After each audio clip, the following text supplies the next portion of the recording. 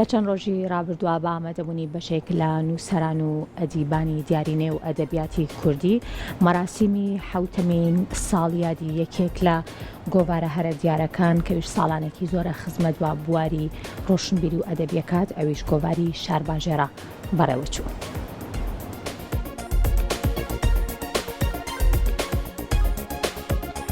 ڕۆژی یەکشەممە لە هۆڵی خاک لە شاری سلێمانی بە دروشمی شارباژێر ڕێچکەشکێنی وشەکان لە ڕێبەندانی مێژوودا مەراسیمی حوتەمی ساڵیادی دەرچوونی گۆڤاری شارباژێر بەڕێوەچوو. مەراسیمەکەش کە ژمارێکی زۆر لە نووسەران و هونەرمەندان و ئەدەب دۆستان تێیدا ئامادەبوون چەندین چالاکی وێژەی موزیکی لەخۆگرت بوو.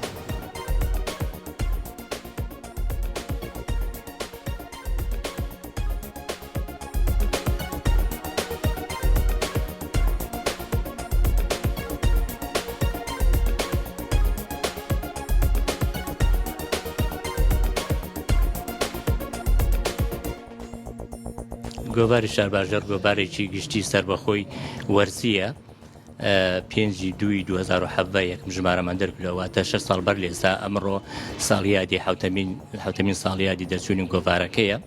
بۆیە ئێمە مەبەسمانە ڕووداوەکانی مێژووی شارباژێر و کوردستان کللتور کەلەبور هونەر هەموو ئەوانە بنووسینەوە بۆ نەوەکانی داهاتوومان بۆ ئەوەی کە سوودی لێ ببینن و سوود لە هەڵە و کەم و کوڕەکانی مێژووی ڕابردووی نەتەوەکەمان وەربگرن.